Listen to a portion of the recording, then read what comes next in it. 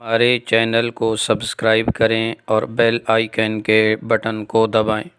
پاکستان کی پارلیمانی تاریخ میں 7 ستمبر ایک عہد ساز دن ہے۔ ہم اسے یوم تحفظ عقیدہ ختم نبوت صلی اللہ علیہ وسلم اور یوم تجدید عہد قرار دیتے ہیں۔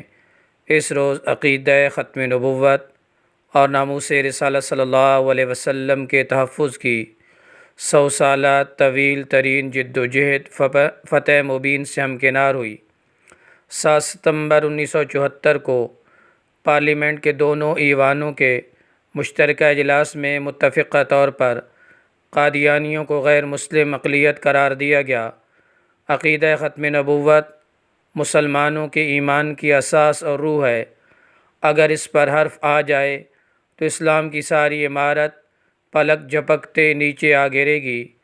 اللہ تعالیٰ نے اپنے محبوب سیدنا محمد صلی اللہ علیہ وسلم کے سر اقدس پر تاج نبوت سجایا اور تخت ختم نبوت پر بٹھا کر دنیا میں مبعوث فرمایا۔ حضور خاتم النبی صلی اللہ علیہ وسلم کے ذریعے بنی نوع انسان کو عقیدہ توحید کی عظیم نعمت عطا فرمائی۔ آپ کے منصب ختم نبوت پر ایمان نجات و مغفرت اور حصول جنت کا ذریعہ ہے۔ 6 ستمبر کو یوم دفاع اور 7 ستمبر کو یوم تحفظ عقیدہ ختم نبوت ایک ساتھ منانے میں قوم کی طرف سے ایک واضح پیغام ہے کہ جس طرح پاکستان کی جغرافیائی سرحدوں کی حفاظت ہماری ذمہ داری ہے، اسی طرح اسلامیہ جمہوریہ پاکستان کی اسلامی شناخت اور نظریاتی سرحدوں کا دفاع بھی ہم پر فرض ہے، اور یہ دونوں آپس میں لازم و ملزوم ہیں۔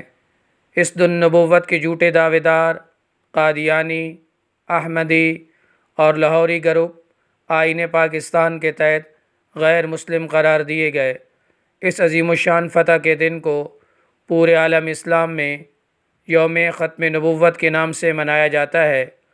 7 ستمبر 1974 کو مولانا مفتی محمود رحمہ اللہ اور مولانا شاہ احمد درانی صاحب جیسے علماء کی بھرپور کوششوں سے قادیانیوں کو دائرہ اسلام سے خارج کر دیا گیا، اور پھر بھی کچھ جاہل لوگ کہتے ہیں کہ ان علماء نے دین کے لیے کیا کیا ہی کیا ہے۔